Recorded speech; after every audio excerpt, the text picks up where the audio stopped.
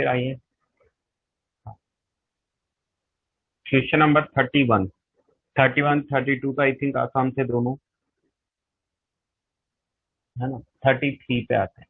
ठीक है, 31 32 हो गए ना सबके।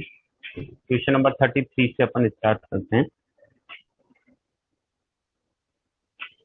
31 तो बेटा डेरिवेटिव ही लिखा हुआ है, 31 में तो कुछ भी नहीं है ना। संजीव कुमार कह रहा है कि संजीव कुमार का 31 नहीं हुआ। बेटा संजीव 31 में कुछ भी नहीं करना है भाई।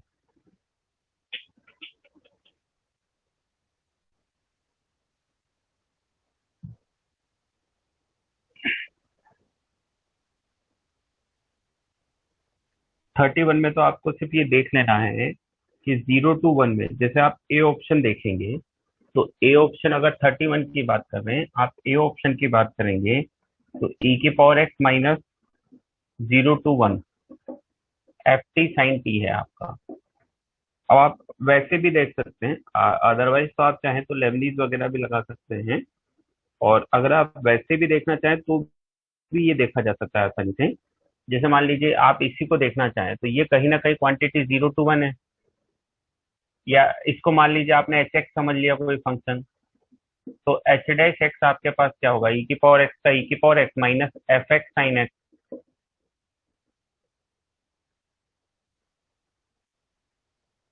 तो ये फंक्शन क्या, अच्छा ये जो वैल्यू है ये भी आपकी 0 से 1 ही जाने वाली है, और ये ई की पावर एक्स हमेशा 1 से क्या रहने वाला है, बड़ा। अगर एक्स 0 to 1 जाएगा, ई की पावर 0 कितना होता है, 1 होता है ना। तो ये क्वांटिटी आप देख सकते हैं कभी 0 होगी नहीं।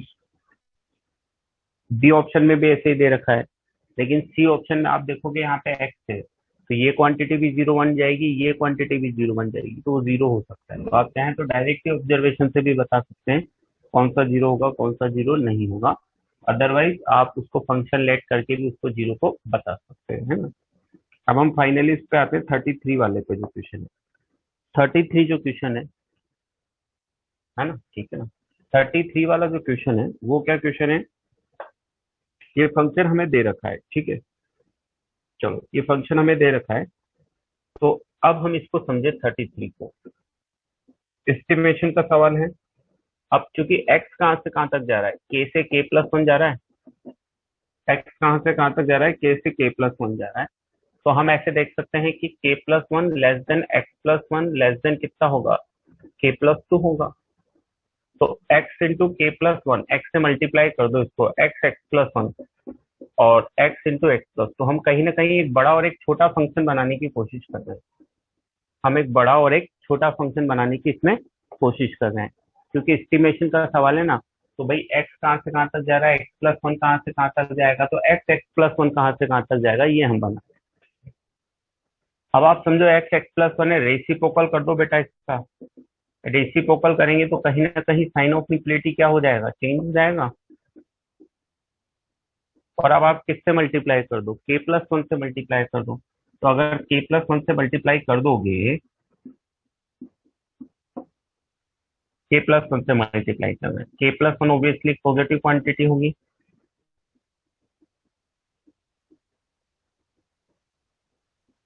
अब इंटीग्रेट करोगे, तो इंटीग्रेट करोगे तो इधर इंटीग्रेशन कितना हो जाएगा, ln x हो जाएगा, ln x हो जाएगा k से k+1।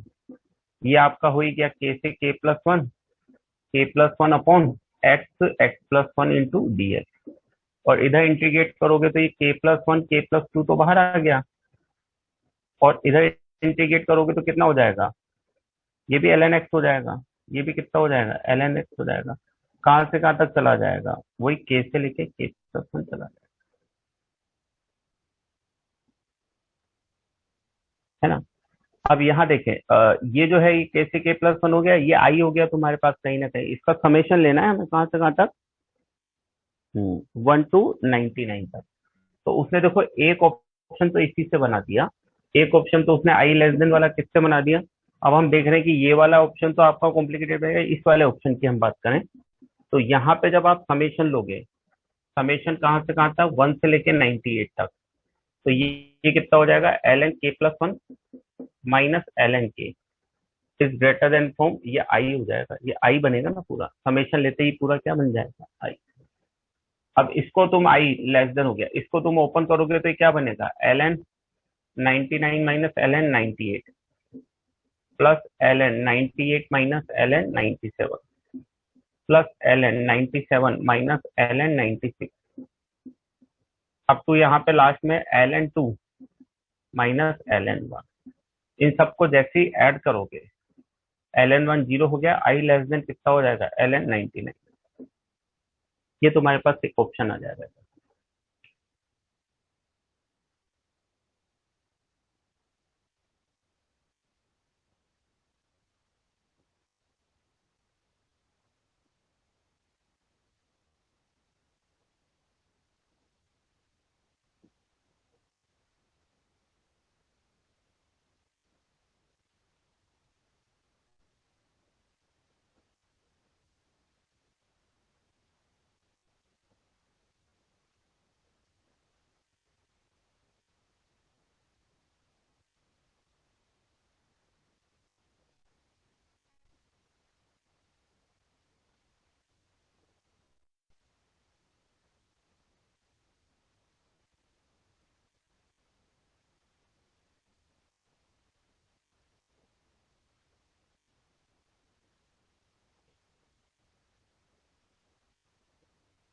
हाँ, आज जो मैंने सवाल भेजे हैं ना वो कल डिस्कस करेंगे ना।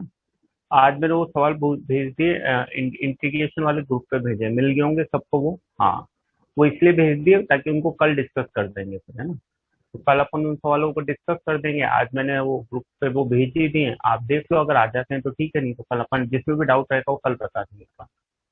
हाँ, वो सारे 21 वाले सवाल में है ना।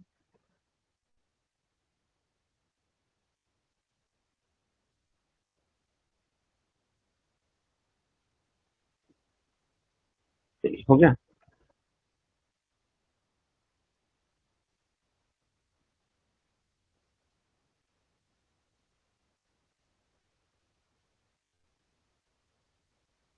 ठीक है। और जो दूसरा ऑप्शन उससे देखिए, ये वन साइडेड लिमिट निकल के आई है 99 वाली, एक लिमिट उसने और बना रखी है बेटा। और वो जो दूसरी लिमिट बनाई है ना, वो थोड़ा और अलग तरीके से बनाई है। जो दूसरी लिमिट बनाई है उसने वो लॉग के ऑप्शन में नहीं बनाई है, दूसरी लिमिट किसी और ऑप्शन से बनाई है। तो दूसरी लिमिट कैसे बनाई है वो समझ लीजिए। Again, x x plus one is less than होगा एक्स प्लस वन का स्क्वायर, भाई एक्स एक्स प्लस वन से छोटा होगा, और एक्स एक्स प्लस वन से छोटा होगा तो x x plus one x plus one के स्क्वायर से छोटा होगा। रेसिप्रोकल करोगे तो ये बड़ा हो जाएगा किससे, one upon x plus one के स्क्वायर से। के प्लस वन से मल्टीप्लाई कर दो, के प्लस वन से मल्टीप्लाई कर दो, इंटीग्रेट कर दो।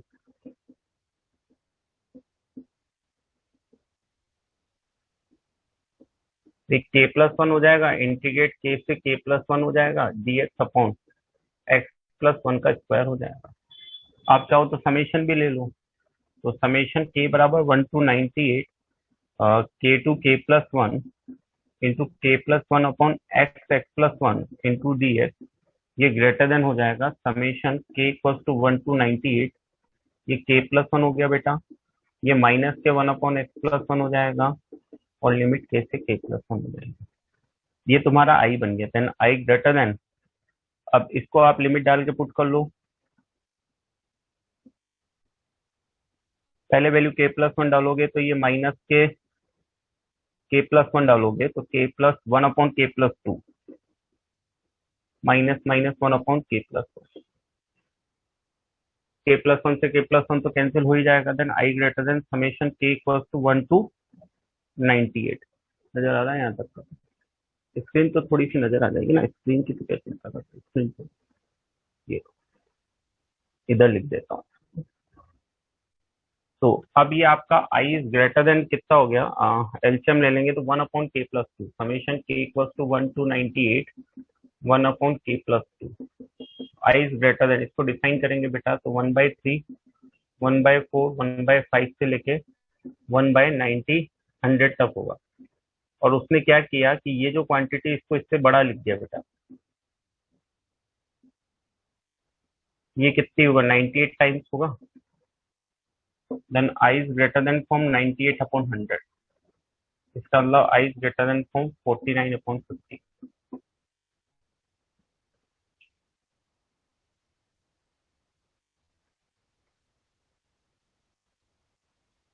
अब आप कहोगे कि सर ये तो टफ सवाल है, और आप तो कहते हो कि सिलेक्शन के लिए सिर्फ क्या आना जरूरी है, आसान। आप कहोगे कि सर ये तो टफ सवाल है, और आप कहते हो कि सिलेक्शन के लिए सिर्फ क्या आना जरूरी है, आसान। यस और नो? हाँ। अब देखो, हाँ बिल्कुल सही कहते हो। ये 2017 वाला सवाल है। एक बार आप वो पांचों सवाल जो उसने 2017 में पूछे उनको देखो। हाँ, आप पांचों सवाल जो 2017 में देखे उनको देखो। अगर हम पांचों सवालों को ऑब्जर्व करें जो उसने 2017 में पूछे हैं, तो देखो, अगर आप 34 देखोगे तो एकदम आसान है। हाँ, जो 34 है आपका, वो देखो, वो एक्स क्यूब और एक्स वाला ग्राफ अपन जानते हैं। 0 से 1 में एक्स ऊपर होता है, एक्स क्यूब नीचे होता है, ये भी अपन जानते हैं, है ना? तो आई थिंक 34 एकदम आसान है, और 35 भी आसान है ना। एक बार sine inverse sine 2x put कर देंगे, और एक बार ये पुट कर देंगे, डिफरेंशिएट कर लेंगे, जीरो कर लेंगे। तो अगर आप पांच सवाल जो उसने पूछे उनको आप देखोगे, हाँ, वो बोनस तो इनवर्स के डिफाइन होने की थोड़ी सी कंडीशन की बाउंडेशन थी ना, इस वजह से वो बोनस बोनस का मीटर है। चलो, अब जो मेरी बात को समझो, तो अगर आप इन पांचों सवालों को ऑब्जर्व करेंगे तो आप ये देखेंगे कि उसमें से ये जो 34 35 है, ये एकदम इजी कैटेगरी के सवाल है ना, इजी है। ऊपर वाले शुरुआत वाले दो देखेंगे, 31 32 तो मॉडरेट है, और 35 थोड़ा सा टफ है। तो अगर एडवांस के पेपर में पांच सवाल देगा, तो एक तो ऐसा बनाएगा ना जिसमें बच्चा अटके, है ना? तो एक सवाल तो ऐसा बनाना जायज है जिसमें बच्चा अटके। अच्छा, अब इस सवाल में जिसमें बच्चा अटक रहा है, वो ना तो आपकी टॉप 100 तक के रैंक को इफेक्ट कर रहा। भाई, टॉप 100 से अगर हम नीचे की बात करें तो ये क्वेश्चन इफेक्ट नहीं करेगा, है ना? तो आप देखेंगे कि इन पांच क्वेश्चनों को अगर आप ओलो, भाई एक ही सवाल बनाएगा तो बात अलग है, लेकिन चार पांच सवाल बनाएगा तो ऑब्वियसली एक सवाल तो अच्छा देगा ही देगा, उसमें ऐसा देगा जिसमें बच्चे अटके। तो ऐसा नहीं है कि ये टफ है तो ये सबके लिए टफ है ना? ये ऐसा नहीं है कि तुम्हारे या मेरे लिए नहीं, सबके लिए टफ है, हमारे लिए भी टफ है, क्योंकि इस चीज को मैच कराना, एग्जैक्ट मैच कराना, ये टफ है ना?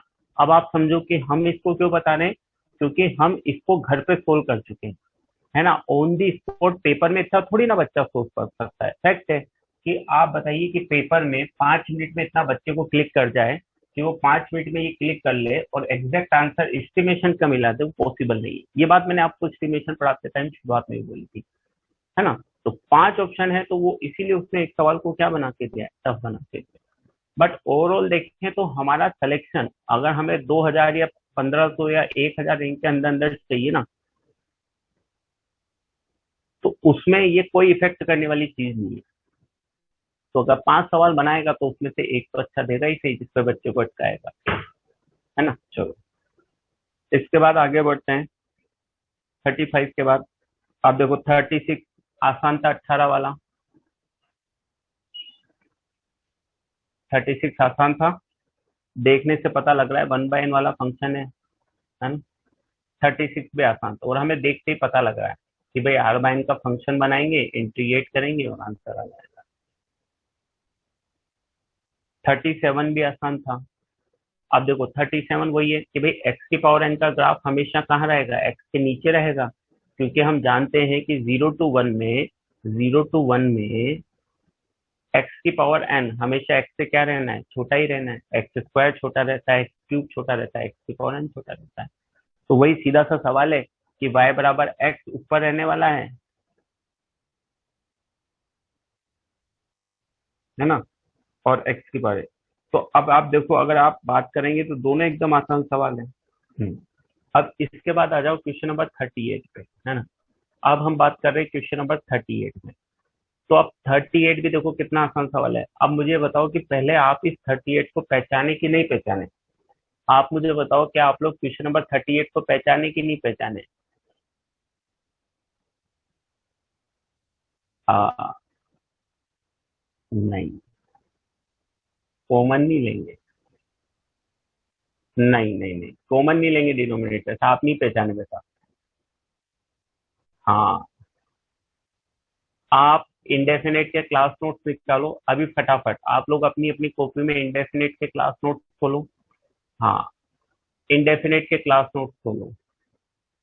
इंडेफिनेट के क्लास नोट्स में लीनियर अपॉन रूट क्वाड्रेटिक वाला कॉन्सेप्ट निकालें। Linear upon root quadratic, indefinite के क्लास नोट्स में लीनियर अपॉन रूट क्वाड्रेटिक वाला कॉन्सेप्ट निकालें और उसके लास्ट दो सवाल निकालें।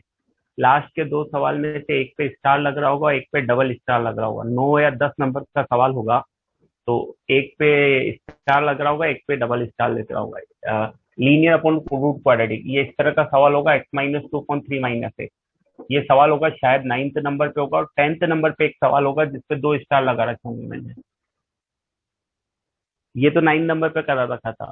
फिर मैंने आपको बताया था कि ये स्टैंडर्ड है, जब इसको चेंज करेगा तो एक और सवाल करा रखा होगा इसके बाद।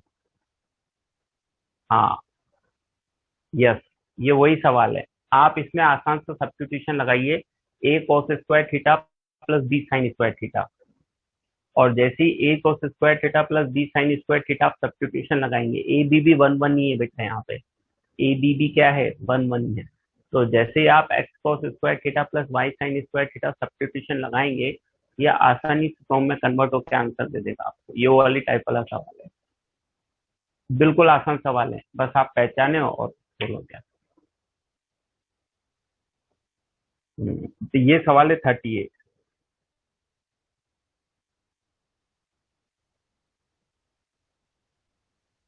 अब आप बात करेंगे अगर 18 में उसने बेटा 3 सवाल दिए, तो आप देखिए तीनों कहीं ना कहीं इसने आसान दिए, है ना।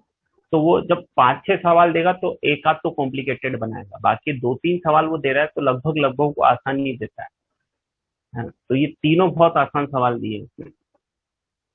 क्लियर है? 38 क्लियर है सबको? एक बार यस और नो बोल दें। 38 क्लियर हो गया?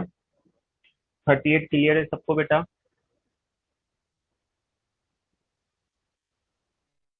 38 क्लियर हो गया? ठीक है, चलिए। अब आइए 39 देखिए फिर।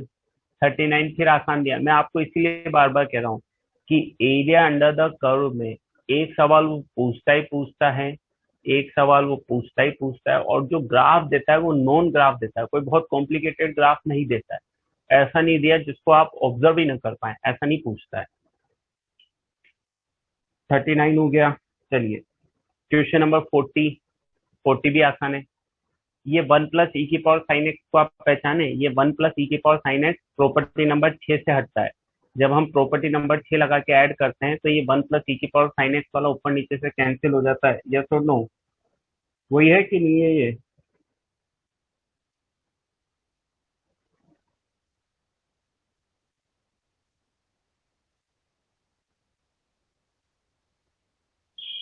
हाँ, फिर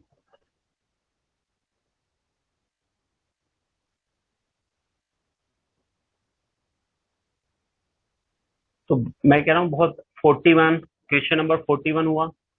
41 वही एफ डैश एक्स निकालते ही मैक्सिमम मिनिमा आ गया लेबनीज। लेबनीज से जैसे ही आप एफ डैश एक्स निकालेंगे तो आपको क्या मिल जाएगा, मैक्सिमम मिनिमा वाले पॉइंट मिल जाएंगे।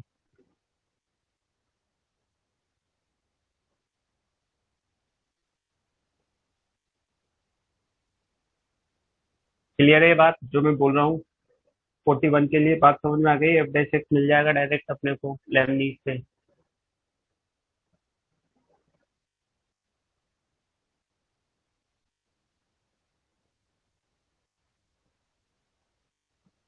फिर आ जाइए आप 32 पे आ जाइए बेटा, 42 पे आ जाइए।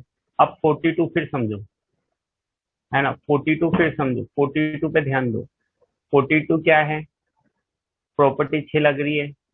अच्छा, क्योंकि साइन कोस और साइन कोस है ऊपर नीचे, तो प्रॉपर्टी 6 लगाने के बाद एक टर्म बनेगी तुम्हारे पास। कौन सी बनेगी? प्रॉपर्टी 6 लगाने के बाद एक टर्म बनती है, कौन सी बनती है ना। आपको सिर्फ सवाल को पहचाना है, अगर आपने सवाल पहचाना ना तो बड़ी आसानी से वो सोल्व होगा। आप बस सवाल को पहचाने एक बार कि हाँ अपन ने कर रखा है, कहाँ कर रखा है। अब जब आप 42 की बात करोगे तो प्रॉपर्टी 6 लगाने के बाद क्या स्थिति आएगी तुम्हारे पास? प्रॉपर्टी 6 लगाने के बाद यही तो स्थिति आएगी, under root sine theta plus under root cos theta d theta. आएगी कि नहीं आएगी? तो ये वो सवाल बन गया ना, नीचे साइन कॉस की पावर 2 हो गई, बस बिल्कुल सही। सेक स्क्वायर थीटा से मल्टीप्लाई डिवाइड करेंगे, टेन थीटा को टी मानेंगे, आंसर आ जाएगा। सेक स्क्वायर थीटा से मल्टीप्लाई डिवाइड करेंगे, टेन एक्स को टी में लेट करेंगे तो आंसर आ जाएगा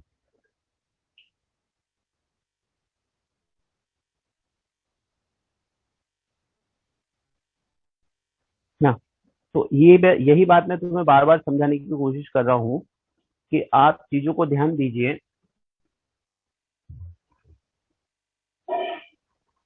और चीजों को ध्यान देंगे तो बड़ी आसानी से सोल्व होगा, है ना। 43 पे आइए, क्वेश्चन नंबर 43। अब 43 आपको समझ में आया, ये वही सवाल है लेकिन इसमें ऊपर भी समेशन बन रहा है और नीचे भी समेशन बन रहा है। सवाल वही जो अपन ने किया लेकिन इसमें उसने ऊपर भी समेशन बना दिया और नीचे भी एक समेशन बना दिया। देखो ध्यान से, एक समेशन ऊपर बन रहा है और एक समेशन नीचे बन रहा है।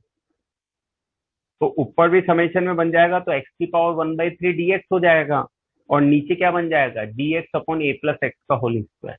तो एक समेशन ऊपर बना दिया और एक समेशन नीचे बना दिया। लेकिन सवाल देखते ही पहचान में आता है कि ऊपर वाले के लिए आपको n की पावर k से मल्टीप्लाई डिवाइड करना है, बाकी टर्म अपने आप एडजस्ट हो जाएगी।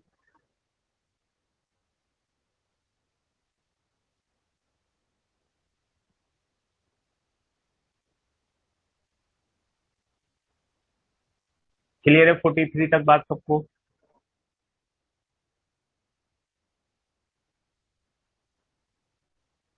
हम्म। चलिए, अब हम आते हैं क्वेश्चन नंबर 44 पे। हाँ, अब देखिए 44 को अगर आप देखेंगे तो ऐसा लगेगा कि यार कॉम्प्लिकेटेड सा सवाल है ना। 44 को अगर आप देखेंगे तो आपको लगेगा कॉम्प्लिकेटेड सा सवाल है। सर आप तो कहते हो कि हमेशा नॉन फंक्शन वो देता है ना।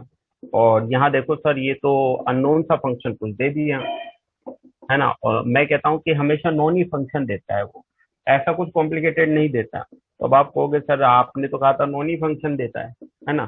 चलो, तो मैं अभी भी यही कह रहा हूँ कि वो एरिया अंडर द कर्व का टफ सवाल नहीं बनाता है। अच्छा, अब आप देखें इन दोनों कर्व को, अब हम देख रहे हैं कि यार ये वैसा कर्व नहीं है जैसा मैं बनाता आया हूँ। तो अब आप समझिए, फिर आपको आपको ये तो पता है आप कैसे शुरुआत करेंगे, आपको क्या नजर आ रहा है, मॉड। तो मॉड जब भी नजर आता है तो हमने क्या रूल बना रखा है, मुझे बताओ। मॉड जब भी नजर आ जाता है तो क्या रूल हमने बनाया, डिफाइन करेंगे। ये तो बनाया, डिफाइन करेंगे। तो डिफाइन करेंगे तो मॉड को अगर आप डिफाइन करोगे तो एक्स अगर वन से छोटा है, एक्स अगर वन से बड़ा है। अगर एक्स वन से छोटा है तो ये जीरो हो जाएगा, अगर एक्स वन से बड़ा है तो ये कितना हो जाएगा, अगर एक्स वन से बड़ा है तो ये कितना हो जाएगा, ई की power x minus one minus e की पावर, वन से बड़ा है तो ये माइनस एक्स माइनस, ये हो जाएगा बेटा। अब आपको तो एरिया ही निकालना है, आपको तो क्या निकालना है, एरिया ही निकालना है। अब आप देखिए, आपको ये एफ एक्स तो बन रहा है, आपका एफ एक्स तो बन रहा है कि भाई जीरो से वन तक, तो वन तक तो ये जीरो ही है, वन तक तो ये जीरो ही है। इसके बाद बढ़ेगा, ये कैसे बढ़ेगा क्या बढ़ेगा मुझे नहीं पता, है ना।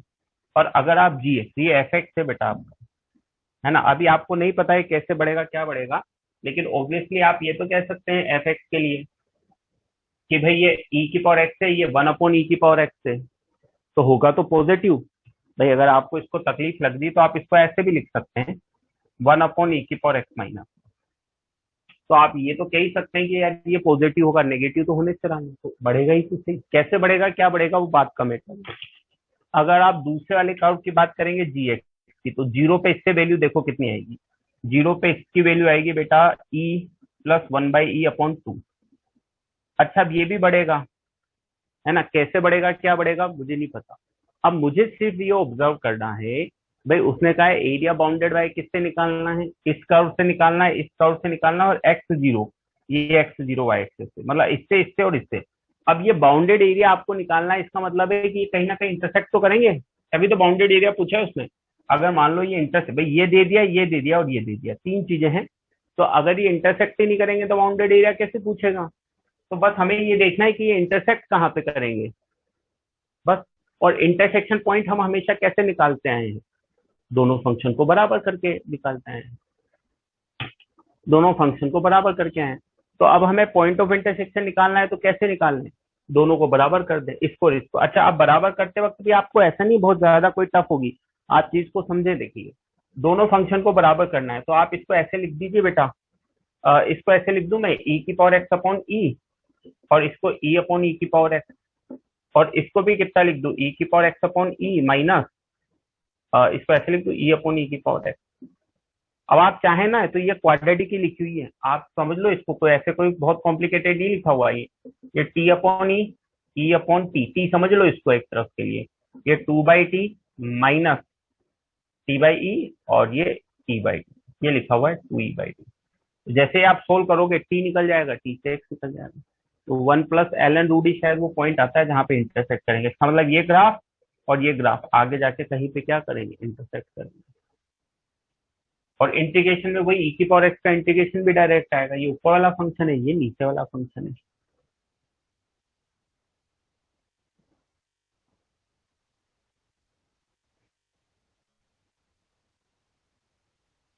है? तो ये इंटरसेक्ट करेंगे, ये बाउंडेड एरिया हमें निकालना है। यहाँ से टी की वैल्यू आ जाएगी, उससे एक्स की वैल्यू हो जाएगी, तो वहां से वहां तक एरिया निकालना है, ऊपर नीचे।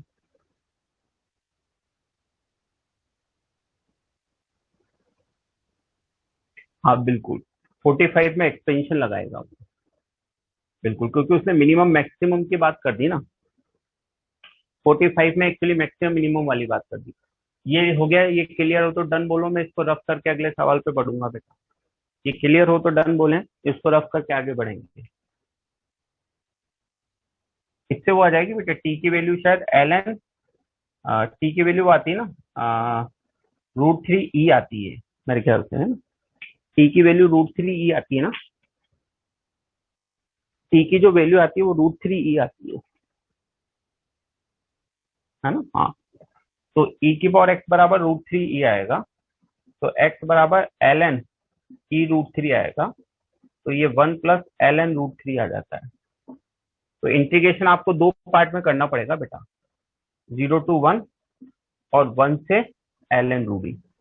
इसमें नीचे वाला फंक्शन 0 होगा, इसमें ये करो।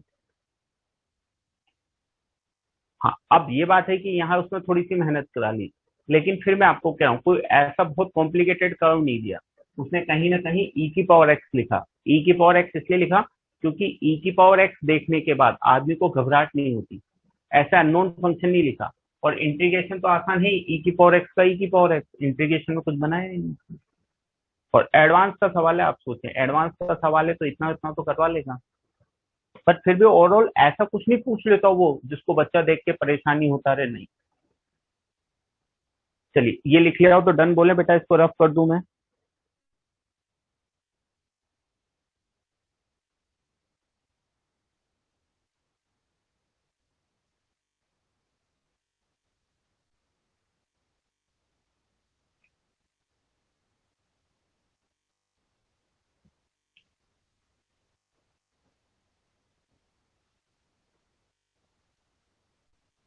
चलिए, अब देखिए 45 जो है ना, अब चूंकि 45 में क्या है, ये तो आप जानते हो कि साइन एक्स किससे छोटा है, और इससे कॉस एक्स किससे छोटा होता है, 1 से।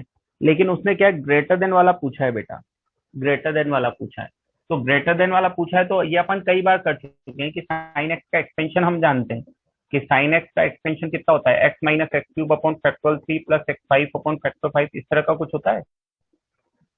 और कॉस एक्स का एक्सपेंशन कितना होता है, 1 - x² upon factorial 2 x4 upon factorial 4। तो ये तो अपन जानते हैं, तो ये बड़ा किससे हो जाएगा, इससे हो जाएगा, x minus x cube upon factorial 3। ये किससे बड़ा हो जाएगा, 1 - x² अपॉन फैक्टोरियल 2। ये छोटा फंक्शन तैयार हो गया, बड़ा फंक्शन हो गया। कई बार इस्तेमाल कर चुके हैं, अगर तुम्हें याद हो तो अपने एओडी के भी एक सवाल में एक्सपेंशन याद यूज किया था, याद आता है ऐसा। एओडी के एक सवाल में भी एक्सपेंशन यूज किया था अपन ने। एक्सरसाइज 2 में एक सवाल करवाया था मैंने, जो जिसमें डिफरेंशिएट करना था, लेकिन अपने एक्सपेंशन तो उसको बहुत आसानी से किया था। मैंने क्या तो भूल भूल आ गए होंगे तुम लोग।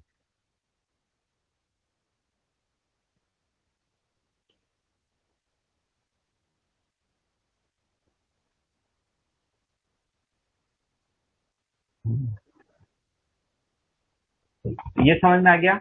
ये जो लिखा अपन है भाई, ये इससे बड़ा होता है, इससे छोटा होता है। तो अब आपको जैसे एक्स स्क्वायर चाहिए, एक्स चाहिए तो एक्स से मल्टीप्लाई करके इंटीग्रेट कर दो, एक्स स्क्वायर चाहिए तो एक्स स्क्वायर से मल्टीप्लाई करके इंटीग्रेट कर दो, तो जो दे रखा है वो एग्जैक्ट वैल्यू आ जाती है।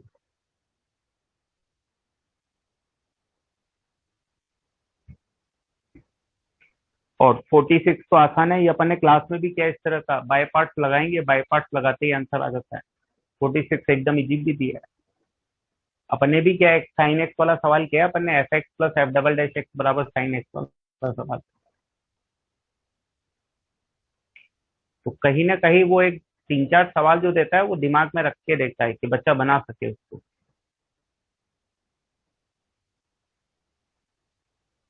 ये तो एक्सटेंशन है ना बेटा। अब ये देखो एक आर इनपुट, अरे बेटा ये तो साइन कॉस के एक्सटेंशन है। अब साइन कॉस के एक्सटेंशन भी भूल गए क्या? लिमिट, लिमिट में पढ़ाई थी। हाँ एक और बात ध्यान आई मुझे, देखो अभी ये जैसे बच्चे ने पूछा ना साइड वाला कैसे लिखा, मुझे ध्यान आया। हाँ यार, मैंने सुबह ऑफलाइन में भी यह बात बोली थी। अब मुझे नहीं पता वो बच्चा ऑफलाइन का है या ऑफलाइन का है। कल मेरे पास एक बच्चे ने एक सवाल पूछा था, एरिया का सवाल था, डायग्राम उसने बता दिया था, है ना। और जब डायग्राम उसने, अभी इसलिए बोल रहा हूँ, फिर डायग्राम उसने जब बना दिया था, है ना, तो मैंने फिर हाँ हाँ वो 5 होगा, वो एक बात है, वो कोई बात नहीं, वो तो भी।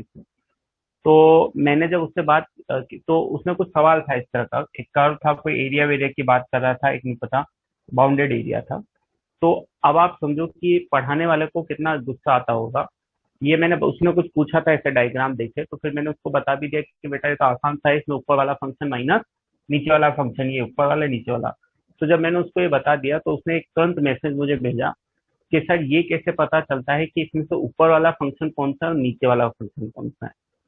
मतलब अब आप समझो पूरा एरिया अंडर द कर्व खत्म हो चुका है, डिस्कशन लगभग खत्म हो चुका है, और हम डिफरेंशियल इक्वेशन पढ़ा रहे हैं। और उसके बाद बच्चे ने पूछा है कि सर इसमें से ये कैसे पता लगता है कि ऊपर वाला फंक्शन कौन सा है और नीचे वाला फंक्शन कौन सा है ना। मतलब अरे ग्राफ नहीं भी बनाया तो भी ये दिख रहा है ना यार, कितनी बार तो बता दिया ऊपर वाला ये नीचे वाला। अब उसके बाद भी ये पूछता है कि ऊपर वाला फंक्शन कौन सा और नीचे वाला फंक्शन कौन सा है। अब उसके बाद मैंने कोई रिप्लाई नहीं दिया, है ना, कि यार ये तो दिखता है ना ऊपर वाला है नीचे वाला, और मान ले चलो तुम्हें नहीं दिखता तो कम से कम जब मैं एरिया पढ़ा रहा था और 50 बार पूछ रहा था ऊपर वाला कौन सा है नीचे वाला कौन सा है, तो भाई पढ़ाते वक्त ही बोल देता ऊपर वाला नीचे वाला नहीं समझ में आ रहा। वैसे तो हिंदी में ही बोल रहा था ऊपर वाला नीचे वाला ऊपर वाला नीचे वाला, पर फिर भी नहीं हो सकता। तो क्वेश्चन शुरुआत में ही पूछ लेता। अब अगर तुझे यही नहीं पता ऊपर वाला और नीचे वाला कौन सा है, तो फिर पता नहीं क्या करते रहते हैं क्लास में। ऐसे ऐसे बच्चे, ये बताओ। तो बेटा मेरा कहने का मतलब ये है कि अगर तुम्हें नहीं कुछ समझ में आ रहा था तो ये चीज तो शुरू में ही पूछ लेते भाई। पूरा चैप्टर खत्म होने के बाद सब खत्म हो गया, उसके बाद अरे तुमसे ज्यादा हमें तकलीफ होती है कि यार देखो अपन जाने क्या क्या पढ़ा रहे हैं, है ना। हम क्या पढ़ा रहे हैं कि भाई ये देखो ऊपर नीचे right minus left, x y को इंटरचेंज कर लो, ये एक ब्रांच बना लो, ये दूसरी ब्रांच बना लो, और बीच में ऐसे कर लो वैसे कर लो, और हम दुनिया भर का पढ़ा रहे हैं। और बच्चा कह रहा है जब चैप्टर खत्म हो गया तब कि सर ऊपर वाला कौन सा और नीचे वाला कौन सा। तो भाई अगर नहीं समझ में आया तो पहले ही पूछ लिया करो यार, खाए को चैप्टर खत्म होने का इंतजार करते हैं। तो ऐसे मत किया करो, ऐसे खुद का भी नुकसान कर रहे हो, पढ़ाने वाले को डिमोटिवेट कर देते हो। बेचारा वो डिप्रेस हो जाता है कि यार क्या पढ़ाऊं बताओ। हाँ, पढ़ाने वाले को डिमोटिवेट कर देते हैं। खैर चलिए।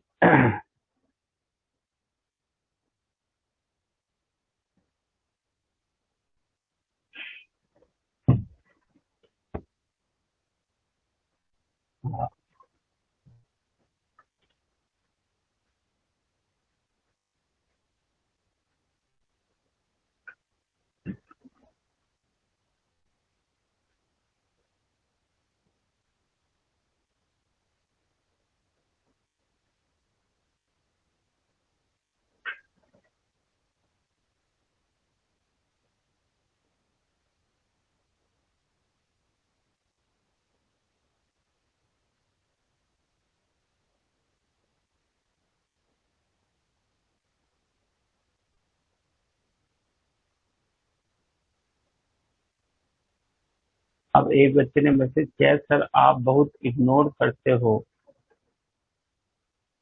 डाउट को।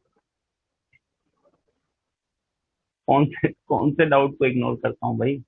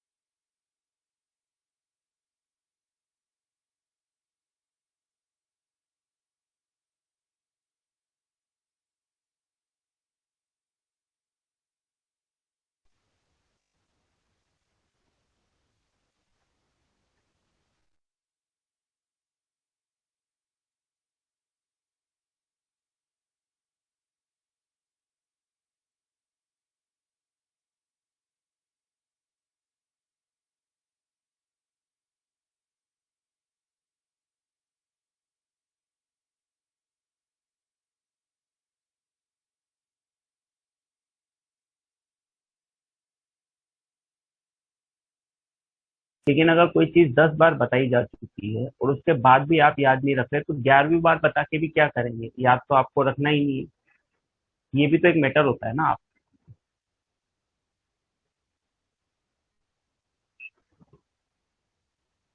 हाँ भाई, एक दो बार बताने के बाद भी बात में समझ में आ जाए।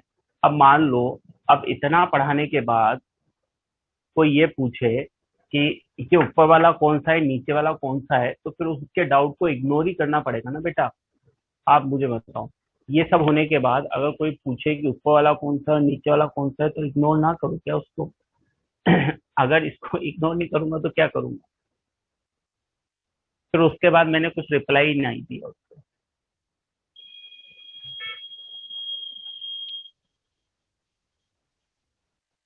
है ना? हाँ। नहीं, ब्लॉक देखो, किसी ब्लॉक करना तो बहुत अलग बात है ना। किसी को ग्रुप, आप मान लीजिए यहाँ पे है कोई, मान लीजिए कोई ऐसी चीज है जिसको मैं नहीं बताना चाह रहा, बच्चा बार बार पूछे जा रहा है पूछे जा रहा है, तो भी मैं उसको डिलीट थोड़ी ना करूंगा ग्रुप से, क्योंकि यार उसको पढ़ने का तो मिलना चाहिए ना ऑप्शन। तो ग्रुप करने से डिलीट करना कोई उसका लॉजिक नहीं। खैर चलो, अब ये सब हो गया है क्या तुम्हारा? हो गया हो तो डन बोलो, बाकी अपन आगे बढ़ेंगे, आज थ्योरी भी तो पढ़नी है। हो गया है सब? ठीक है चलो। तो हेडिंग डालो बेटा, formation of differential equation. Formation of differential equation. Formation of differential equation, चलिए एक हेडिंग डालिए। भाई हमने डिफरेंशियल इक्वेशन क्या थी उसके ऑर्डर डिग्री पढ़ा। फिर एक छोटा सा टॉपिक अपन ने पिछली क्लास में पढ़ा, सॉल्यूशन ऑफ डिफरेंशियल इक्वेशन क्या होता है ना? अब हमें दो चीज पढ़नी है। एक तो पढ़ना है कि डिफरेंशियल इक्वेशन बनाई कैसे जाती है, फॉर्मेशन ऑफ डिफरेंशियल इक्वेशन। फिर हम पढ़ेंगे how to solve differential equation, differential equation को सोल्व कैसे करते हैं। तो अब दो चीजें हमें पढ़नी है, फॉर्मेशन ऑफ डिफरेंशियल इक्वेशन, और फिर बाद में पढ़ेंगे solution of differential equation, solve कैसे करते हैं, how to solve differential equation. वो थोड़ा सा लंबा पार्ट है, बस यही चीज पढ़नी है और कुछ नहीं पढ़ना है। डिफरेंशियल इक्वेशन में यही चीज पूछी जाती है। भाई डिफरेंशियल इक्वेशन का ऑर्डर डिग्री निकालना आपको आना चाहिए। किसी कर्व से डिफरेंशियल इक्वेशन कैसे बनाते हैं, how to find differential equation for a curve, and how to solve differential equation. यही चीजें हमें डिफरेंशियल इक्वेशन में पूछी जाती है। तो अब हम थर्ड टॉपिक पे आने, जो हमारा टॉपिक है, थर्ड टॉपिक लिख लो, formation of differential equation. Formation of differential equation. चलिए अब इसमें तीन बातें आप लिख लीजिए। Formation of differential equation,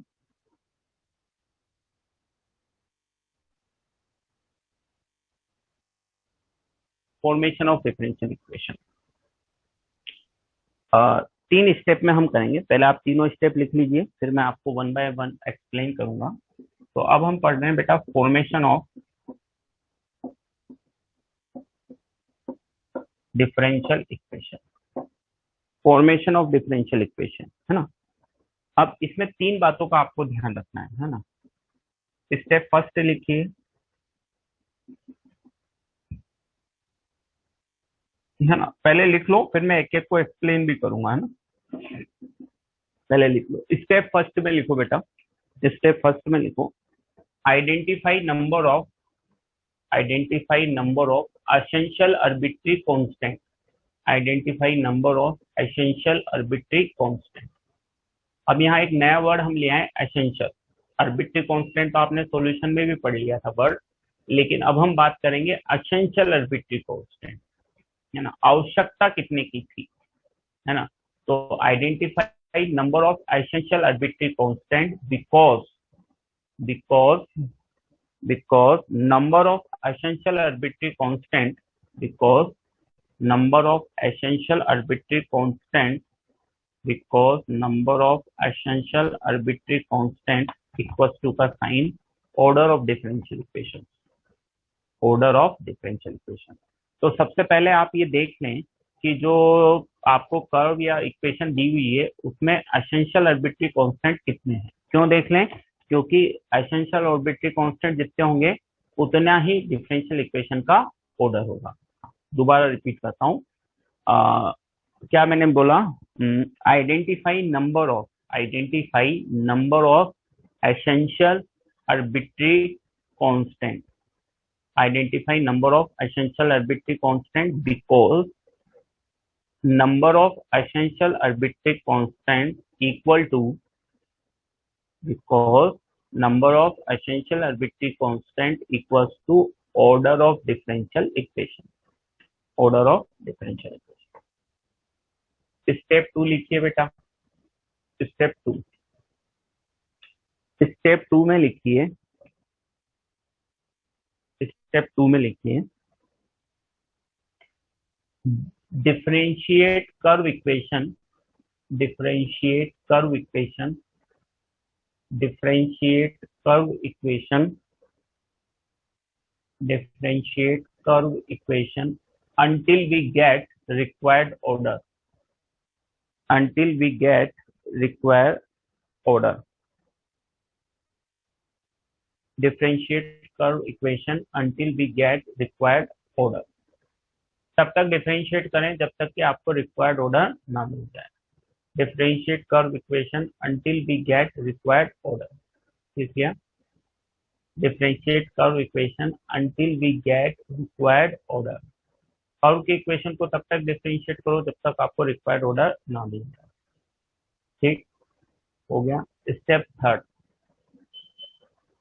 step third, step third में लिखो बेटा, एलिमिनेट, एलिमिनेट, एलिमिनेट, एलिमिनेट,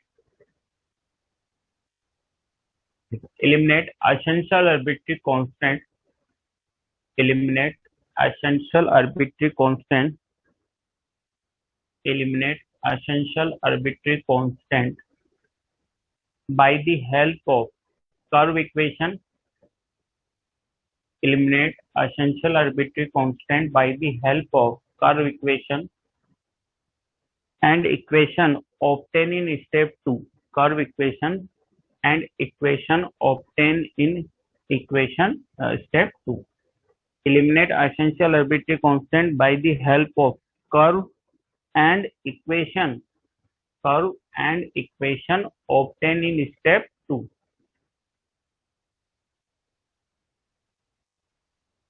लिखे हैं तब, नीचे लिखे final relation give required differential equation, final relation give required differential equation. जो फाइनल रिलेशन आएगा आपका वो रिक्वायर्ड डिफरेंशियल इक्वेशन को रिप्रेजेंट करेगा। मैं अभी सारी लाइनें एग्जांपल में समझाऊंगा एक एक करके आपको, बट पहले एक का एक नियम बना के हम लिखते हैं ताकि आसान नहीं रहे।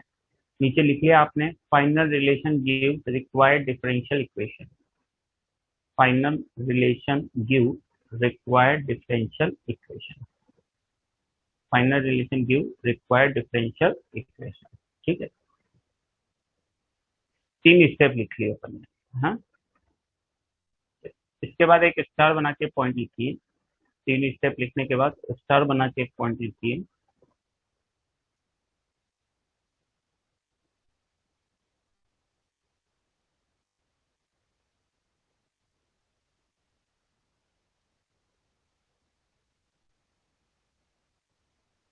बोलूं? हाँ तो लिखिए बेटा, addition subtraction, addition comma subtraction comma multiplication and division, addition comma subtraction comma multiplication and division, addition comma subtraction comma multiplication and division of two or more arbitrary constants, addition comma multiplication, addition subtraction multiplication and division of two or more arbitrary constant, two or more arbitrary constant can be replaced by a new arbitrary constant. Addition subtraction multiplication and division of two or more arbitrary constant can be replaced by a new arbitrary constant, can be replaced by a new arbitrary constant, can be replaced by a new arbitrary constant, can be replaced by a new arbitrary constant. अब मैं एक example लिखता हूँ, आपको ये सब चीजें समझाता हूँ. Find differential equation of, find differential equation of following curve. Find differential equation of following curve. पहला कर्व मैं ले रहा हूँ y स्क्वायर बराबर 4x, y स्क्वायर बराबर 4x. सेकंड कर्व में ले रहा हूँ y equal to mx plus c. Third curve में ले रहा हूँ बेटा y equal to c1 e की power 3x plus c2 e की पावर माइनस 2x. फोर्थ मैंने ले लिया आपका x square plus y square equal to a square. और फिफ्थ मैंने ले लिया y equal to a e की power b x plus c, a e की power b x plus c, power में ही सी, ए ई की power b x plus c. ये कुछ कर्व लिखे हैं, जैसे ये पैराबोला है, ये कहीं ना कहीं लाइन है, ये भी कोई कर्व है, मैं नहीं जानता, स्टैंडर्ड नहीं है. ये सर्किल है, ये कोई एक्सपोनेंशियल कर्व है. तो वो एक कर्व देगा और हमसे उसकी डिफरेंशियल इक्वेशन पूछेगा, है ना. और आर्बिट्री कांस्टेंट, जैसे यहाँ पे अगर हम देखें तो एक आर्बिट्री कांस्टेंट है. ए आर्बिट्री कांस्टेंट मतलब ए की डिफरेंट डिफरेंट वैल्यू पे हमें डिफरेंट डिफरेंट क्या मिलने वाली है, कर्व. ए की डिफरेंट डिफरेंट वैल्यू पे हमें डिफरेंट डिफरेंट क्या मिलने वाले हैं, कर्व. अब आर्बिट्री कांस्टेंट है, कई बार आर्बिट्री कांस्टेंट की जगह पैरामीटर वर्ड भी यूज कर लिया जाता है. तो जैसे यहाँ पे एक होगा, यहाँ पे एम और सी दो हैं, एम और सी के अलग अलग वैल्यू पे हमें अलग अलग लाइन मिलेगी. यहाँ पे C1 C2 है, यहाँ पे A है, यहाँ पे A B C तीन आर्बिट्री कांस्टेंट लिखे हैं. तो आर्बिट्री कांस्टेंट एक कर्व देगा, कर्व में जो भी पैरामीटर वगैरह होंगे वो कहीं ना कहीं आर्बिट्री कांस्टेंट को रिप्रेजेंट करते हैं. क्वेश्चन लिखिए, फिर मैं अभी वन बाय वन एक दो सवाल समझाता हूँ. फिर क्वेश्चन लिख के एक बार डन बोलिए, फिर मैं समझाने वाला काम. ठीक है.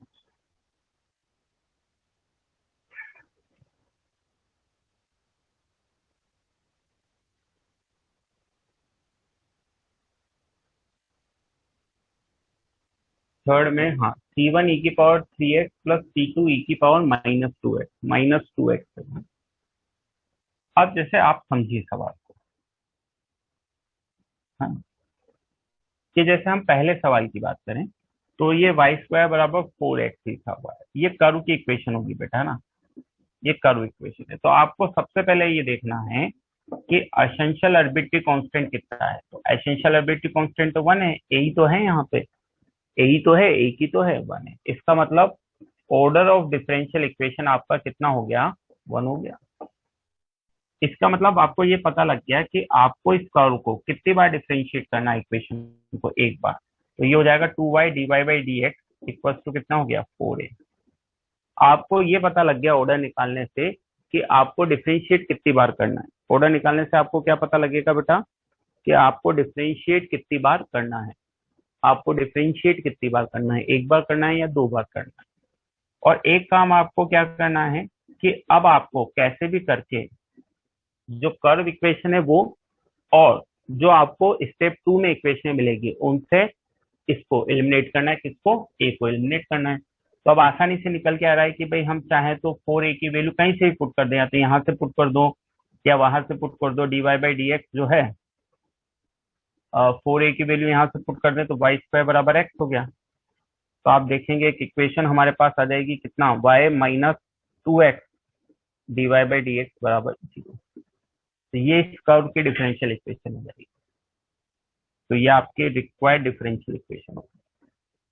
तो ये मैंने 3 स्टेप में आपको समझाया था, है ना, ये मैंने 3 स्टेप में आपको समझाया था।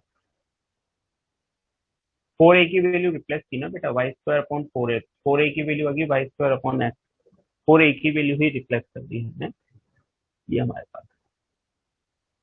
तो आपको क्या करना है, सबसे पहले एसेंशियल आर्बिट्री कांस्टेंट को पहचानना है। तो एसेंशियल आर्बिट्री कांस्टेंट को पहचाना, तो ये एक ए ही तो है यहाँ पे, तो ये ए एक है, एक essential arbitrary constant, essential arbitrary constant एक है, इसका मतलब ऑर्डर एक है, मतलब एक ही बार आपको डिफरेंशिएट करना है, एक बार डिफरेंशिएट किया जाए आंसर आता है। अब आप इसको लिख के डन बोले, मैं एक सवाल और समझाऊंगा, फिर आपको तीसरा करना है।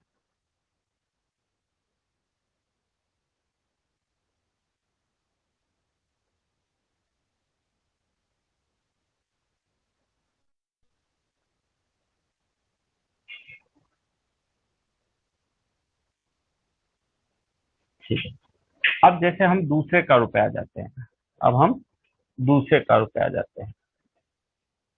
अब मेरा दूसरा कर्व मैंने क्या दिया, मैंने दूसरा कर्व आपको दिया y equal to m x plus c. ये दो आर्बिट्री कांस्टेंट है, m and c, m and c दो आर्बिट्री कांस्टेंट है। इसका मतलब आपको दो बार डिफरेंशिएट करना पड़ेगा। तो आपने एक dy बाई डी एक्स निकाला, कितना आ गया, m आ गया। आपने डबल डेरिवेटिव निकाला, कितना आ गया, 0 आ गया। अब आपको इन तीनों से एक रिलेशन चाहिए बेटा, इन तीनों से एक रिलेशन चाहिए जिसमें m और c ना हो, जिसमें m और c ना हो। तो ये रिलेशन ही तो है बेटा, ये डिफरेंशियल इक्वेशन होगी। क्या ये सेकंड ऑर्डर की, भाई ऑर्डर 2 होना चाहिए और पैरामीटर m और c एसेंशियल आर्बिट्री कांस्टेंट नहीं होनी चाहिए। तो क्या ये वो रिलेशन है? हाँ। तो जरूरी नहीं है, हो सकता है कि आपका सिर्फ डिफरेंशिएट करके ही काम चल जाए, तो ये रिक्वायर्ड डिफरेंशियल होगी। या हो सकता है कि एलिमिनेट करने में आपको मेहनत ज्यादा करनी पड़े। जैसे अब तीसरा जो सवाल है अपना, अगर हम तीसरे सवाल की बात करें, हम तीसरे सवाल की बात करें, नहीं ये नहीं होगा ना बेटा, ये कैसे होगा, इसमें तो देखो एक आर्बिट्री कांस्टेंट आ रहा है m, ये कैसे हो सकता है, इसमें तो एक कांस्टेंट आ रहा है ना, आर्बिट्री आर्बिट्री कांस्टेंट है ना, ये कैसे डिफरेंशियल इक्वेशन हो सकती है। और ऑर्डर भी नहीं हो रहा, ऑर्डर भी दो चाहिए, आर्बिट्री कांस्टेंट नहीं होना चाहिए, दो बात है ना, ऑर्डर दो होना चाहिए, आर्बिट्री कांस्टेंट नहीं होना चाहिए, दोनों चीजें यहाँ पे फुलफिल हो। अच्छा, अब हम थर्ड सवाल की बात करें, तो थर्ड सवाल में आपको नजर आ रहा है एसेंशियल आर्बिट्री कांस्टेंट कितने हैं, दो। थर्ड सवाल में आपको नजर आ रहा है एसेंशियल आर्बिट्री कांस्टेंट है दो, C1 और C2, है ना, C1 और C2। रिक्वायर्ड, R का मतलब है required differential equation, required differential equation. चलिए लिखिए, डन बोलिए। और तीसरे को करने की कोशिश कीजिए, फिर मैं बताता हूँ। उसमें दो आर्बिट्री कांस्टेंट है C1 C2, मतलब आपको रिलेशन बताते वक्त कहीं ना कहीं C1 C2 को हटा के एक रिलेशन बनाना है, C1 C2 को हटा के एक रिलेशन बनाना है।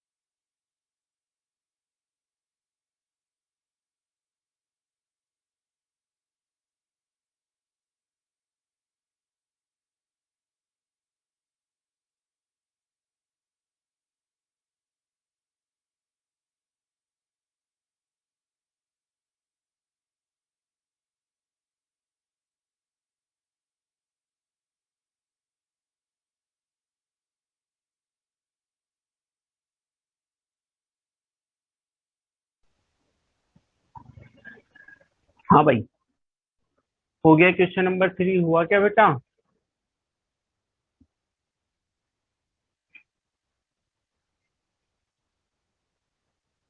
हाँ, चलिए अब ध्यान दीजिए। क्वेश्चन नंबर 3 पे आता हूँ मैं। y बराबर है c1 e की power 3x plus c2 e की पावर माइनस 2x, ये मेरे पास सवाल है ना? अब ध्यान दो, है ना? अब अच्छा सवाल है, मैं दो तीन तरीके से समझाऊंगा इसको। देखिए, स्टेप वन की बात करें हम, तो मुझे समझ में आता है कि असेंशियल आर्बिट्री कांस्टेंट कितने हैं बेटा? दो है। यही आपका ऑर्डर ऑफ डिफरेंशियल इक्वेशन होगा। यस, ये बात हमें समझ में आती है कि यही हमारा क्या हो जाएगा? ऑर्डर ऑफ डिफरेंशियल इक्वेशन हो जाएगा। स्टेप टू की मैं बात करूं, तो मैं समझ पा रहा हूं कि मुझे इसको दो बार डिफरेंशिएट करना पड़ेगा। तो डीवाई बाई डी एक्स बराबर 3 c1 e की power 3x minus 2 c2 e की पावर माइनस 2x, ये 2 हो गई बेटा। और एक बार और इसको मुझे डिफरेंशिएट करना पड़ेगा, तो कितना होगा? 9 c1 e की power 3x minus minus 4 c2 e की पावर माइनस 2x। अब आपको 1 2 3 से इसको एलिमिनेट करके एक रिलेशन लाना पड़ेगा, है ना? रिलेशन लाना पड़ेगा। अब देखो, पहले मैं जनरल मेथड की बात करता हूँ कि जनरल आप इससे कैसे रिलेशन को लेके आएंगे। चलिए ध्यान से समझिए कि जनरल कैसे रिलेशन लेके आएंगे, वो समझिए। अब वैसे तो मेरे पास C1 C2 दो अननोन और दो इक्वेशन है। तो एक काम मैं ये कर सकता हूँ कि देखो, जैसे मैं चाह रहा हूँ कि C2 की वैल्यू निकालूं, है ना? मैं चाह रहा हूँ C2 की वैल्यू निकालूं।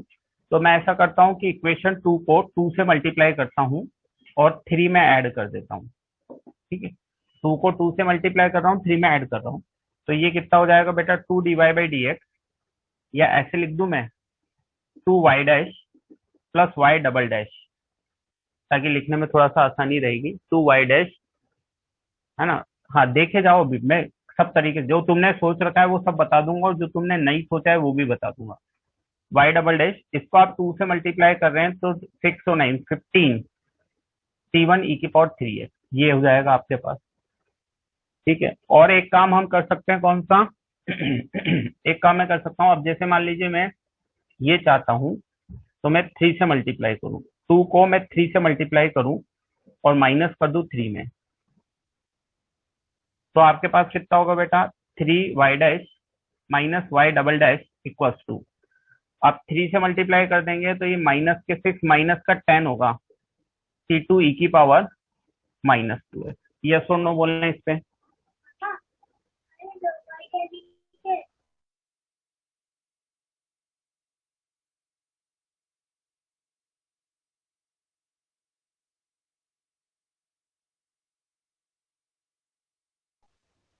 है ना? कर सकते हैं ये। अब आप देखिए कि मैं क्या कर रहा हूं, मेरे पास ये वैल्यू तैयार है, ये वैल्यू तैयार है। तो देखिए, इक्वेशन वन से,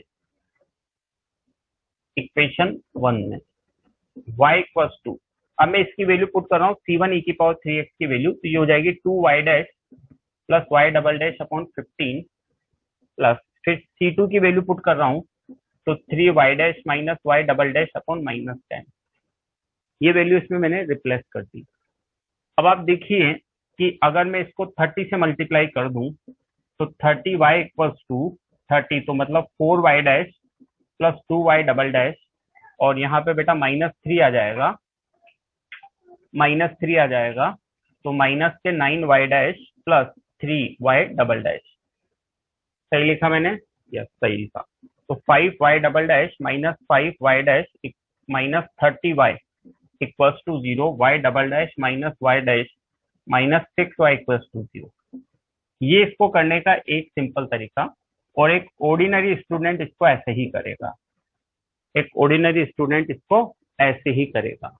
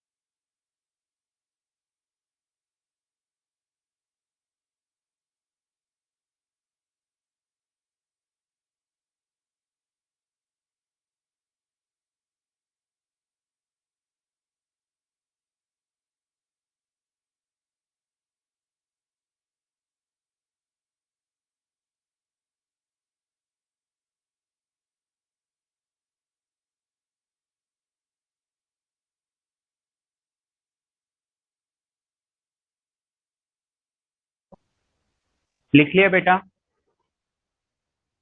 हाँ हाँ, मैं सब बताऊंगा बेटा। ये लिख लिया? ये लिख लिया हो तो डन बोलें। ये लिख लिया हो तो डन बोलें।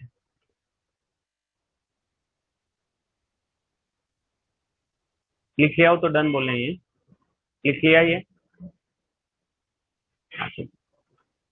अब यहाँ पे एक ऑब्जर्वेशन भी काम में कर रही है। यहाँ पे एक ऑब्जर्वेशन भी काम कर रही है।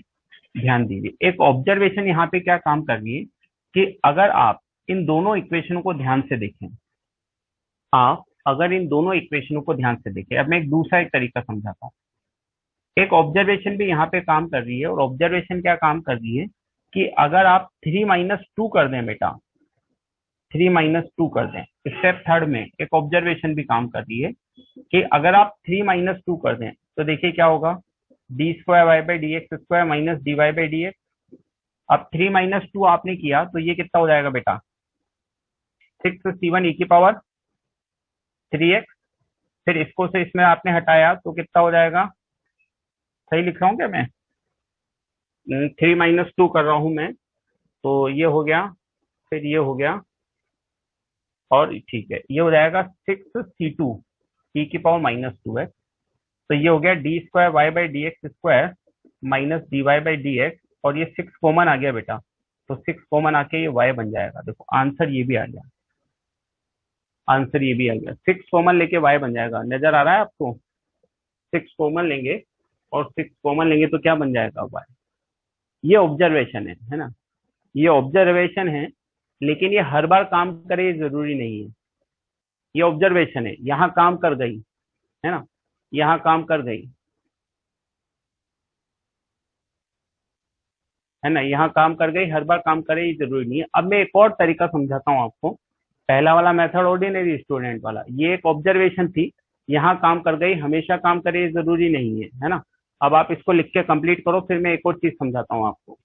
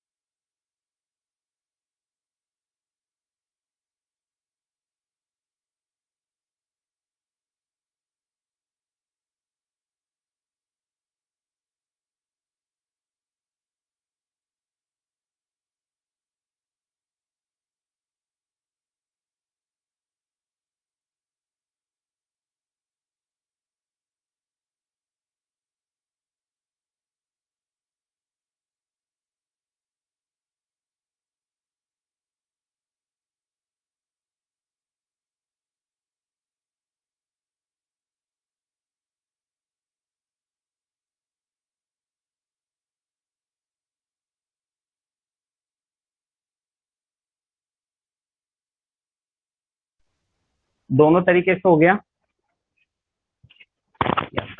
अब आइए मैं आपको एक और टैलेंटेड देता हूँ।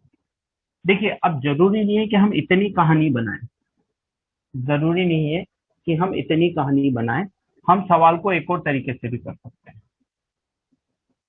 भाई आपने अपने दिमाग में समझ में आ गया कि एसेंशियल आर्बिट्री कांस्टेंट दो हैं, एसेंशियल आर्बिट्री कांस्टेंट दो हैं, इसका मतलब इस डिफरेंशियल इक्वेशन का ऑर्डर दो है। तो आपके दिमाग में ये बात है कि आपको दो बार डिफरेंशिएट करना है और C1 C2 नहीं दिखने चाहिए, यस और नो? आपके दिमाग में ये बात है कि आपको दो बार डिफरेंशिएट करना है और C1 C2 नहीं दिखने चाहिए, यस और नो बोलें इस बात पे, यस और नो। तो आपके दिमाग में ये दो बातें कि C1 C2 नहीं दिखना चाहिए और दो बार डिफरेंशिएट करना चाहिए, दो बार डिफरेंशिएट करना चाहिए। तो अब ध्यान दो, मुझे ध्यान दो, मैं डिफरेंशिएट करने से पहले इस इक्वेशन को e⁻²x से मल्टीप्लाई कर रहा हूँ। मैं डिफरेंशिएट करने से पहले इस इक्वेशन को c की पावर e⁻²x से मल्टीप्लाई कर रहा हूँ। इसको मल्टीप्लाई करने का फायदा ये हो रहा है कि मेरा कांस्टेंट ये C2 अलग हो गया। अब जैसे ही मैं डिफरेंशिएट करूंगा बेटा, जैसे ही मैं डिफरेंशिएट करूंगा, e⁻²x का 2e⁻²x y plus e⁻²x into y dash equal to 5c1 e⁻5x plus 0, plus 0। C2 का काम खत्म, C2 का काम खत्म। C2 का काम खत्म हो गया। अभी मुझे एक और बार डिफ्रेंशिएट करना है, लेकिन एक बार डिफ्रेंशिएट करने से पहले मैं इस 5 की पावर x को भी इधर ले आऊंगा, मतलब मैं e की पावर -5x से मल्टीप्लाई कर रहा हूँ। ये स्टेप क्लियर है? एक बार यस और नो बोलने बेटा, ये स्टेप क्लियर है? अब मैं क्या कर रहा हूँ कि इसको e की पावर -5x से मल्टीप्लाई कर रहा हूँ। तो e की पावर -5x से मल्टीप्लाई करूंगा, e की पावर -3xy, e की power -3xy1 dash plus 5c1 हो गया। और अब फिर डिफ्रेंशिएट करूंगा, अब फिर डिफ्रेंशिएट करूंगा तो देखो ये 2e की पावर -3x का -3e की power -3x y plus 2e की power -3x y1 plus -3e की power -3x y dash plus e की power -3x y double dash बराबर कितना हो गया? 0। बराबर कितना हो गया? 0। बस काम खत्म। यही तो चाह रहे थे हम कि एक ऐसा रिलेशन आ जाए। अब e की पावर -3x तो सब में से बाहर, देखो अंदर कितना बचा?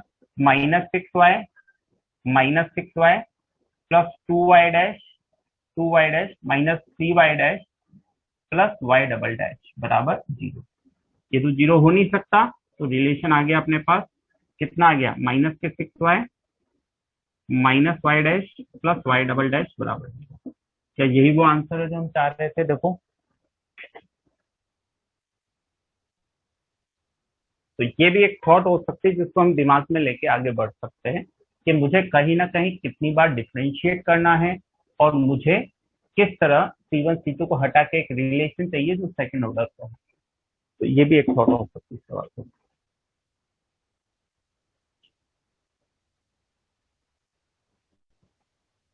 ये अच्छा है तरीका, है ना? हाँ, चलिए, जिसने लिख लिया हो बेटा वो क्वेश्चन नंबर 4 और 5 है, उसके लिए ट्राई करना शुरू कर दो तुरंत। 4 और 5 लिखे हुए हैं आपके पास।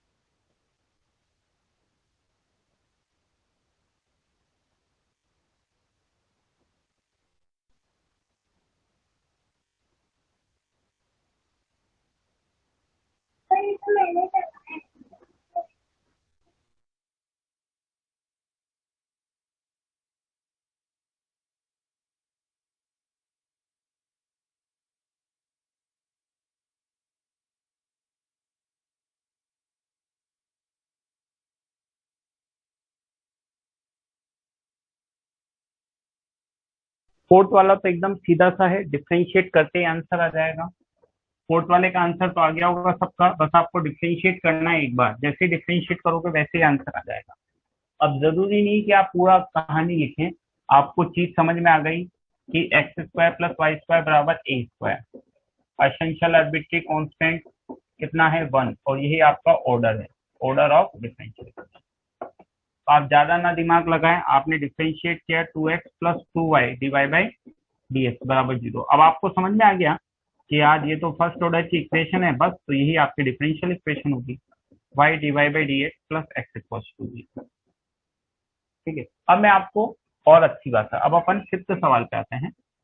यहाँ थोड़ा सा समझने बात को, a की पावर bx प्लस c लिखा हुआ है, a की पावर bx प्लस c लिखा हुआ है। तो अब हमें क्या देखना है कि एसेंशियल आर्बिट्री कांस्टेंट वाले गेम को समझते हैं। जो वर्ड मैंने लिखा एसेंशियल आर्बिट्री कांस्टेंट, अब मैं उसको थोड़ा सा समझाता हूँ तुम्हें। अभी जैसे आप इस इक्वेशन को देखोगे, अभी आप इस इक्वेशन को देखोगे तो इसमें आर्बिट्री कांस्टेंट कितने हैं? आर्बिट्री कांस्टेंट कितने हैं? 3 है बेटा, ए बी और सी, 3 आर्बिट्री कांस्टेंट। लेकिन क्या आवश्यकता 3 की थी? वो जैसे अभी पिछले सवाल में हम बात करें या उसके पिछले सवाल में हम बात करें, अभी मैं समझाता हूँ। क्या मैं इसको ऐसे लिख सकता हूं? तो ये ए ई की पावर सी इंटू ई की पावर बी एक्स हो जाएगा। तो ये पूरा भी एक कांस्टेंट है। तो आप इस कांस्टेंट को एक नए कांस्टेंट से रिप्लेस कर सकते हो। तो ये आपका कर्व बन जाएगा और आपका एसेंशियल आर्बिट्रेरी कांस्टेंट कितने हो जाएंगे? दो। कौन कौन से? के एंड बी। ये दो आपके एसेंशियल आर्बिट्रेरी कांस्टेंट है। तो ऑर्डर ऑफ डिफरेंशियल इक्वेशन भी कितना हो जाएगा? ये उस वर्ड का मतलब है। हम एसेंशियल क्यों लिख रहे थे? क्योंकि कई बार वो क्वेश्चन को मजेदार बनाने के लिए एक से ज्यादा आर्बिट्रेरी कांस्टेंट दे सकता है जिनकी क्वेश्चन में जरूरत ही ना हो। तो ये आपका एसेंशियल आर्बिट्रेरी कांस्टेंट है। अभी आप जैसे किसी और कर्व की बात करो, जैसे वाई स्क्वायर बराबर 4x, तो आप इसको इधर ले जाओगे तो नया 4a बराबर है। तो अब ये 1/4a को आप b मान लो, तो कांस्टेंट तो एक ही रहेगा ना, इधर की जगह इधर आ जाएगा, लेकिन रहेगा एक ही, वो एक से कम नहीं हो सकता, एक से कम नहीं हो सकता। या जैसे y बराबर mx प्लस सी था, y बराबर mx प्लस सी था, तो मान लीजिए आपको कि हम c से डिवाइड कर दें, तो ये m by c x plus one हो जाएगा। तो भी दो ही कांस्टेंट रहेंगे ना, 1/c एक बनेगा और m/c दूसरा बनेगा। तो दो रहेंगे ही रहेंगे, दो से कम नहीं हो सकते। लेकिन यहाँ हम अगर कुछ पैटर्न एंड बिठाएं तो तीन से कितने रह सकते हैं? दो। मतलब आवश्यकता कितने की थी? दो की। एक आर्बिट्रेरी कांस्टेंट उसने आवश्यकता से ज्यादा दिया था।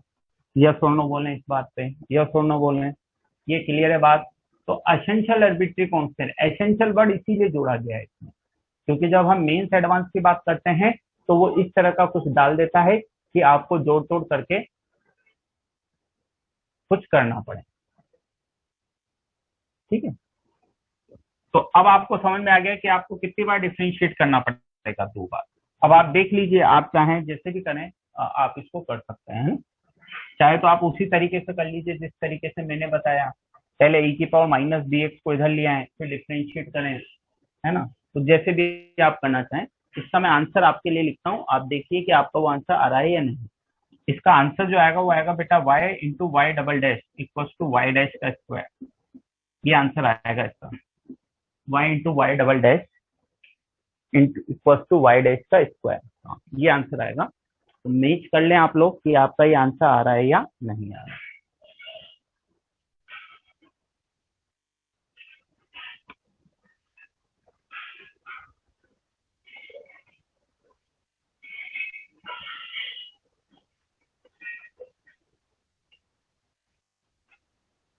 है? चलिए, अब मैं आपको दो सवाल होमवर्क में देता हूँ। दोनों अच्छे सवाल हैं, आपको सोचना है दोनों पे। दोनों अच्छे सवाल हैं।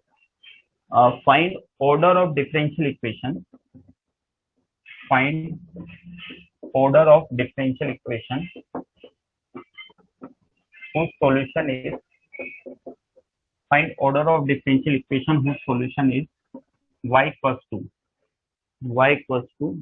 c1 plus c2 cos 2x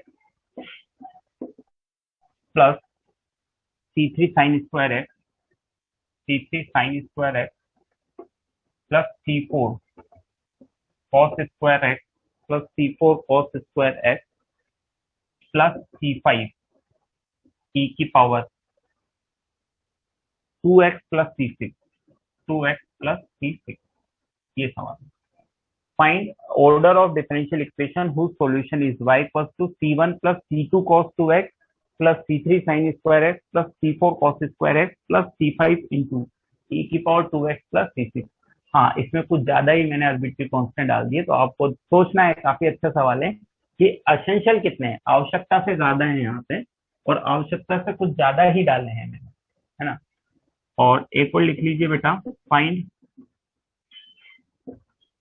order and degree of differential equation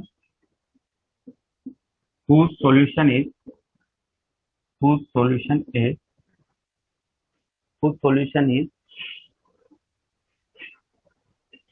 y equals to cx plus c की power 3/2। Find order and degree of differential equation whose solution is y equals to cx plus c की power 3/2। y equals to cx plus c की power 3/2। order and degree of differential equation। चलिए, अब अपन next class में homework में क्या discuss करने वाले हैं? नेक्स्ट क्लास के होमवर्क में अपन डिस्कस करेंगे बेटा एक्सरसाइज 1 शीट में तीनों सेक्शन की ABC तीनों की सेक्शन सी ई ई लास्ट वाला जो एक्शन है एरिया अंडर द कर्व वाला।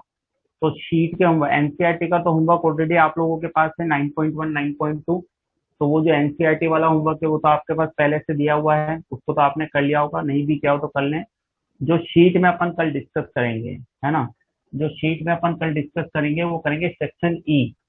Exercise 1 part first part second part third में section E. Exercise 1 part first part second part third में सेक्शन ई, है ना। Exercise 1 part first part second part third में section E, है ना। और एक बात मैं बोलता हूँ कि अभी जैसे टाइमिंग हो रहा है 6:17, है ना। तो जैसे ही 6:15 हुए एक बच्चे ने लिख दिया कि सर टाइम हो गया है ना। हाँ, और या कभी जैसे 5 मिनट लेट हो जाते हैं तो भी बच्चे लिखना शुरू कर देते हैं, सर लेट हो गए, सर लेट हो गए। एक बात मेरी बहुत अच्छे से दिमाग में बैठा लें कि ये जो बच्चे होते हैं ना कि 2-2 5-5 मिनट के लिए हाउलड़ करने लग जाते हैं, ये सेलेक्ट वेलेक्ट नहीं होते हैं, है ना। क्योंकि जिनका ध्यान पढ़ने में नहीं होता है ना, बस उन्हीं को ये दिखता है कि 6:15 के 6:17 हो गए या 6:15 के 6:13 हो गए, या 5 मिनट जल्दी छोड़ दिया है या 5 मिनट लेट पढ़ा रहे हैं। ये सेलेक्ट होने वालों के लक्षण नहीं होते हैं बेटा, है ना। क्योंकि आपका दिमाग क्या है, सिर्फ समय पे लगा रहता है, कोई चीज समझा रहे हैं होमवर्क दे रहे हैं उस पर तो ध्यान ही नहीं है ना। तो मैं बहुत फ्रेंकली बोलता हूँ ये बात कि आप अपना दिमाग पढ़ने पे लगाएं, है ना। इन चीजों पे ना लगाएं कि 5 मिनट ज्यादा हो गया या कम हो गया, है ना। तो ज्यादा बेहतर होगा, अपना दिमाग पढ़ने पे लगाए। जो हमने इतना सारा पढ़ा दिया ना आपको, वो आपको याद कैसे रखना है उस पर दिमाग लगाएंगे तो फायदा देगा। आपके भले के लिए बोल रहा हूँ ये बात, है ना, कि इन सब चीजों पे अपना दिमाग और अनमोल समय को वेस्ट ना करें। ये जो समय निकल जाता है ना जीवन में दोबारा नहीं आता है। बहुत आसान सिलेक्शन होता है और एक बार सिलेक्शन होता है तो लाइफ बन जाती है व्यक्ति की। तो उस पर ध्यान दे बच्चा, अपने भविष्य को बनाने पे, है ना। ये खींचा-कच्ची पे ध्यान ना दे कि 5 मिनट ज्यादा हो गए 5 मिनट कम हो गए, है ना। ठीक है, तो बेहतर होगा आप लोगों के भविष्य के लिए। चलिए, होमवर्क समझ में आ गया। ठीक है, तो दोनों क्वेश्चन अटेम्प्ट करें। Exercise 1 part first second third में सेक्शन ई करें, जो अपन कल डिस्कस करेंगे एरिया वाला। और एनसीईआरटी में जो है वो कर लें तो उसको आगे बढ़ेंगे। चलिए, ठीक है, आंसर कल बताऊंगा, बताएंगे, है ना। ओके बेटा, ठीक है, बाय, कल मिलते हैं।